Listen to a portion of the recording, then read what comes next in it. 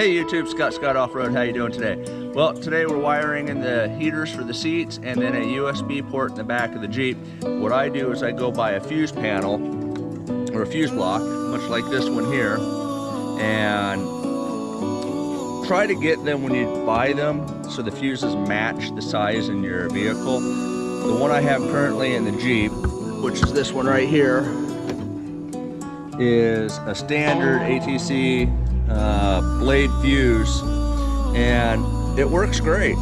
The issue is the Jeep takes the micro fuses, so my second fuse block that I have that's going to go up right next to it here. Today what we're going to have to do is run an additional lead from here, or a jumper from here to this new one, attach this down with double-sided tape, and then start putting on the new wires. I have 3 of them taken up today, so I have 3 more to grow with, and those will be for the driver's seat, the passenger seat, and the rear USB port. What I've done is the wires run from the seats into the center console, up underneath around the shifter, the center console, through a rubber grommet. Make sure everything is grommeted so you don't rub and short out wires. This extra spool of wire here, that's going to get ran back for the USB port. But all the wires come out through that grommet. I'm going to zip tie those a little closer to the grommet. But then I have them running all the way up, zip tied every so often. And now I just got to run them along the firewall and over to the new fuse panel.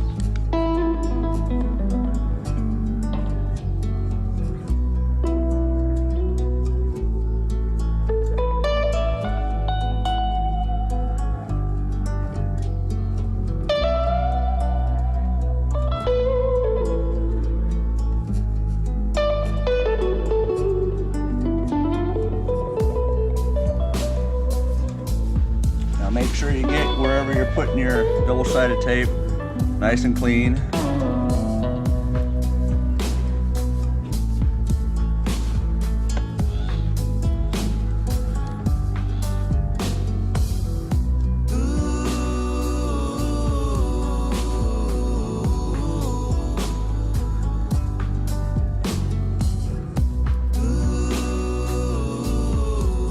And then what I'll do is usually I will solder it, but my soldering iron's a little cold right now. While that's charging up, I'll go ahead and shorten the rest of these wires a little bit.